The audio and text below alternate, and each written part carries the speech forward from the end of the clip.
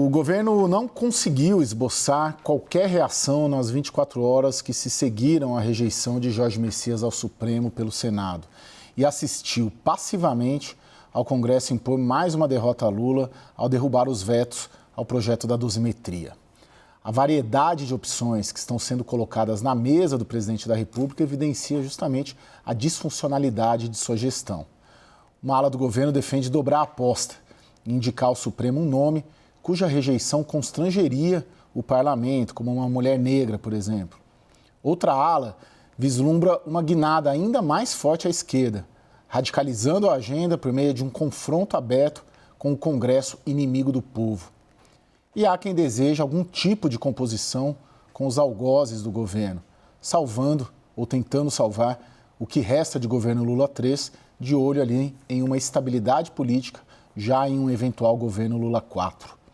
Ainda não há pistas de que caminho o governo seguirá, mas as opções estão bem claras: continuar errando ou tentar não errar mais. Nessa edição a gente vai falar também do impasse que parece infindável sobre o Estreito de Hormuz. Apresentando aqui os convidados nessa primeira parte do programa, o Jean Castro, CEO da Vector Relações Governamentais e presidente da Associação Brasileira de Relações Institucionais e Governamentais, a ABRIG. Jean está lá nos nossos estúdios da CNN em Brasília. Bem-vindo, Jean. Obrigado, Caio. Boa noite. Prazer estar com vocês. Boa noite, Thaís. Boa noite, meu caro. Daniel Rittner, nosso diretor em Brasília também. A Thaís Herédia comigo aqui na Avenida Paulista. O Planalto ainda busca entender as consequências e os interesses por trás da rejeição a Jorge Messias no Senado. Davi Alcolumbre sai fortalecido, mas vai ter que lidar com uma oposição mais empoderada. No Supremo Tribunal Federal, André Mendonça pede um potencial aliado para investigar colegas sobre o caso Master. E Lula pode defender de um quarto mandato para conseguir indicar mais um nome ao Supremo Tribunal Federal. Reportagem de Thaisa Medeiros. Fortalecidos pelos 42 votos contra Jorge Messias, senadores de oposição agora querem cruzar mais uma linha contra o STF, o impeachment de ministros do Supremo. São necessários 41 votos para abrir um processo de destituição na casa. Um candidato à presidência do Senado também precisa do apoio do mesmo número de colegas para ser eleito ao posto. Davi Alcolumbre tem visto a própria reeleição a presidente da casa ameaçada. O senador vem segurando pedidos de impeachment contra o Supremo. Insatisfeita, a direita bolsonarista vem fortalecendo o nome do senador Rogério Marinho como candidato ao posto. Com os votos do Centrão para derrubar Messias, agora as relações entre Alcolumbre e bolsonaristas estão sob novas bases. Messias tinha apoio público do ministro do STF, André Mendonça, relator na corte de processos sobre as fraudes no INSS e do Banco Master.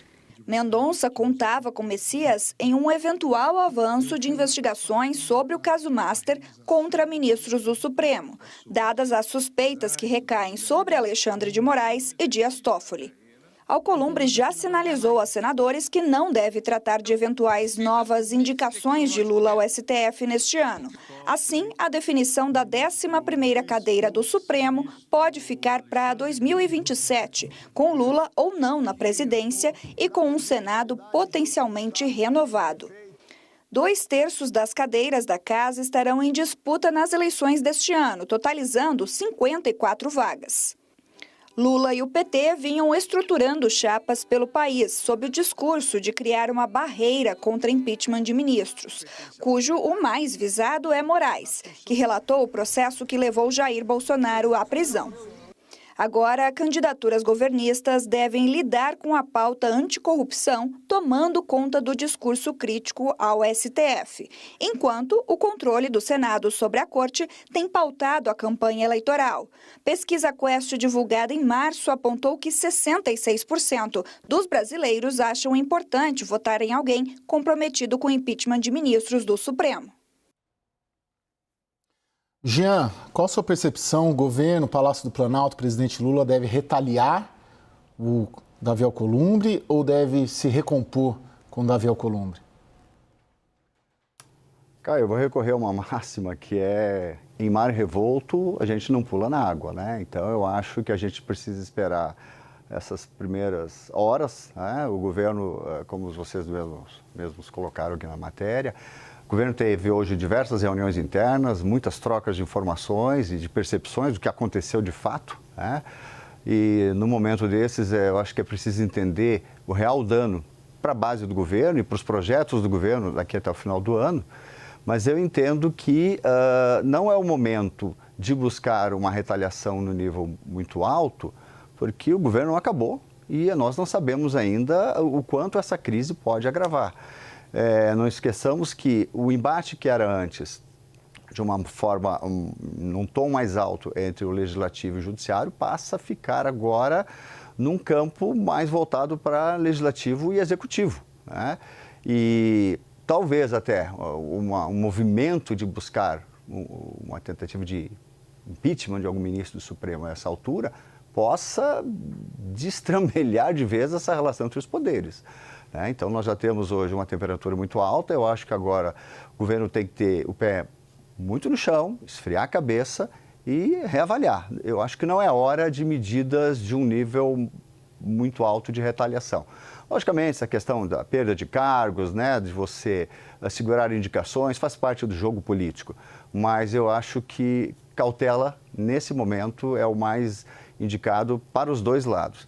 Eu acho que o governo vai fazer muito também as contas de como isso tem impacto na busca da reeleição do presidente Lula. Porque, sem dúvida, né, uma derrota ou duas derrotas desse nível, que compõe uma grande derrota para o governo, para este governo, precisam passar por uma avaliação de como isso reflete na campanha eleitoral, porque a gente respira campanha eleitoral aqui em diversas medidas que a gente vê do governo. Então, eu acho que é o momento de esperar um pouco, conversar bastante e ver se ainda há uma possibilidade de um acordo mínimo para a gente não ir para a eleição nesse clima de guerra. Aparentemente está indo por aí mesmo, né? Se a gente considerar as primeiras 24 horas, Daniel, é um governo ainda meio desnorteado, né? Apanhou, né? Muito ontem e hoje se recolheu para esperar a poeira baixar, né? Qual que você sentiu aí de sinal do presidente Lula? O que ele deve fazer? Partir do pressuposto, Caio, que o governo está querendo deixar a poeira baixar, querer dizer que existe uma estratégia bem delineada com um mapeamento de riscos devidamente feito. E isso está longe de ser verdadeiro. O governo está perdido. O governo não está sabendo o que fazer, assim como minutos antes da votação ontem não sabia qual era o real risco de derrota. A oposição estava arrumadinha, ainda que em silêncio, ainda que na penumbra. O governo não sabe o que fazer. E esse não saber o que fazer envolve desde a indicação de uma nova pessoa, para um novo nome para o Supremo no lugar de Messias. Agora há pouco eu e o Gustavo Uribe aqui tínhamos a informação de que um dos nomes citados também é o da ex-ministra Simone Tebet. Até nela se fala, entre alguns petistas e auxiliares do governo. Não seria minha aposta, mas ela chega a ser citada também, assim como uma mulher e mulheres negras, para constranger o Senado, mas o governo também não sabe como se livrar de uma pecha que pegou nas últimas 24 horas, de que o governo Lula 3 acabou.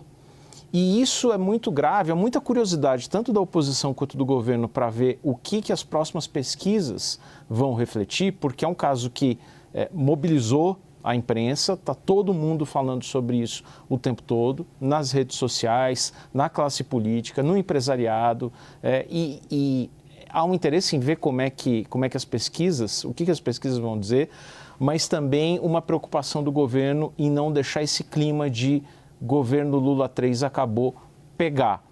O fato é que temos mais 2 meses de Congresso funcionando antes das eleições, depois só em novembro. Eu, particularmente, acho que é só maio. Junho tem Brasil Week em Nova York, tem Gilmar Palusa em Lisboa, tem festa junina, tem Copa do Mundo, acabou. E para qualquer tipo de iniciativa do governo numa tentativa de se recuperar, isso é muito perigoso. Eu apostaria muito no que o Jean colocou, né? Se reorganizar visando não um final de governo Lula 3, mas visando a eleição, né? Então, mirar muito bem a eleição e o custo político de você partir para o enfrentamento. Agora, tem a agenda de governo ainda, que é uma agenda eleitoral, que é o desenrolo e o 6.1, e a redução da jornada, né, a PEC 6/1. Mas tem o risco de uma radicalização até no discurso, né? Porque nessa hora, hoje, era impressionante como você tinha a Gleisi dizendo uma coisa, o Boulos dizendo outra coisa, Guimarães dizendo outra coisa, cada um com uma estratégia e a gente não conseguindo captar ainda o que o presidente Lula quer fazer. Mas a radicalização, vamos dizer, uma guinada maior à esquerda e partir para o confronto, ela continua na mesa. E isso pode prejudicar exatamente essas agendas também. Hoje o Lula deu uma pista assim, do grau de briga que ele quer comprar no pronunciamento que ele fez, comemoração ao 1º de maio, em que ele defendeu a mudança da escala de trabalho. Ele colocou como inimigo os bilionários, a elite, os empresários e tal, né? E toda vez que eu ouço isso, eu sempre faço questão de relembrar que o Daniel até trouxe esse dado aqui outro dia, que 60%, acho que são 60% das empresas no Brasil empregam até 5 pessoas, né? É sobre essas empresas que a gente está falando. 90% das empresas no Brasil empregam até 10 pessoas. Então, nós somos um país de renda baixa e de empresas pequenas, apesar de termos tantas grandes. Então, esse discurso de hoje, esse pronunciamento de hoje, ao mesmo tempo dá esse sinal de que ele já elegeu ali um dos inimigos e, ao mesmo tempo, mesmo que já tivesse, ele já tinha gravou antes da história do Messias e tal, ele impôs a agenda do governo. Eu acho que isso funciona mais do que ele imaginar que ele vai constranger o Senado apresentando uma mulher. Primeiro, eu fico muito impressionada com a ideia assim, tão despudorada de apresentar, mesmo que seja nos bastidores, uma estratégia de que uma mulher vai constranger o Senado, né? E eu fico bastante consternada com essa ousadia.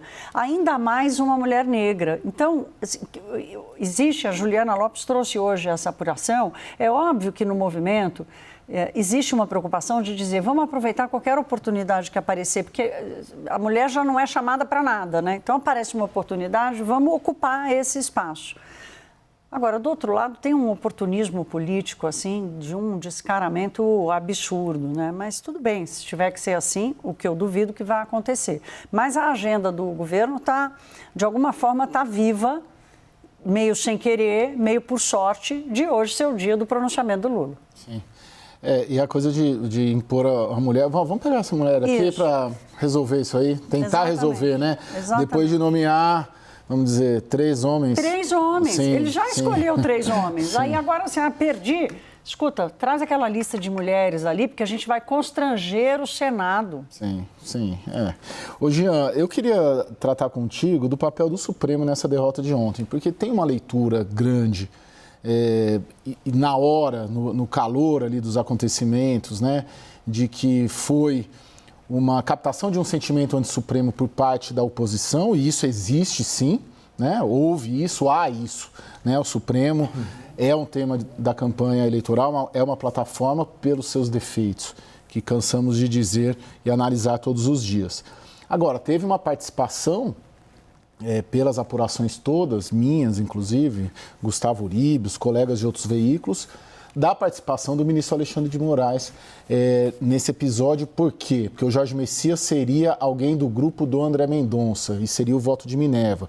6 a favor de um código de ética, 6 a favor de uma eventual abertura de investigação contra o Alexandre de Moraes e contra o Dias Toffoli. Então, nesse sentido, é uma vitória nem tão completa assim por parte dos opositores do Supremo. Porque quem ganhou com a rejeição do Messias foi também Alexandre de Moraes, que conseguiu bloquear um ministro a mais para o grupo adversário dele. E podendo se salvar até numa eventual votação de abertura de investigação contra ele. Como você enxerga isso, o papel do Supremo no que aconteceu ontem?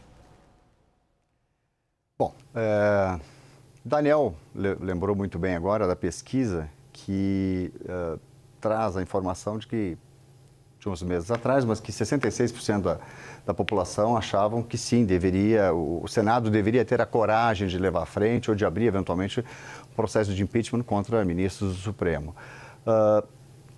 Isso moveu parte né, do número de votos que nós temos, porque o Congresso está olhando também para as eleições, não é só o governo, né, o Congresso também, os parlamentares também estão meio em processo de reeleição.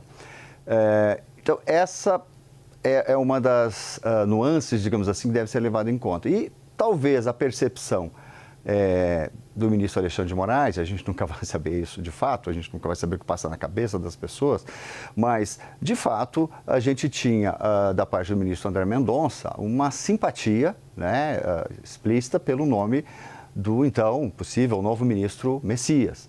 E eu acho que o Supremo, já de bom tempo, de longa data, tem também essa pegada política, conduzindo, de certa forma, a postura de muitos dos ministros ou de algumas decisões, né? E aí, estou dizendo para o bem ou para o mal, mas esse é um fato, né?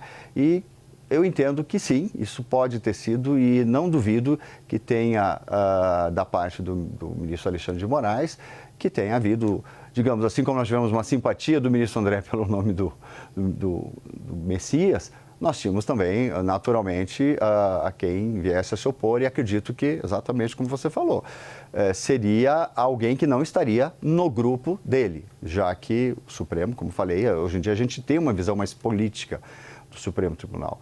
Então, eu entendo que essa tese, ela tem sim fundamento, e que, com o tempo, nós vamos entender se de fato foi isso que aconteceu, porque, na prática, o que nós vimos foi duas medidas tomadas pelo Supremo, há 24 horas da sabatina, que deram mais ainda motivos para o espírito de corpo do parlamento, no caso 2 senadores e um deputado, se voltarem contra o movimento de levar mais um ministro ao Supremo Tribunal Federal. Ou seja, isso já foi, de certa forma, na minha opinião, e conforme muitos colegas com quem conversei, um movimento com um tom político que poderia sim comprometer a sabatina e, eventualmente, depois a votação em plenário do ministro Messias.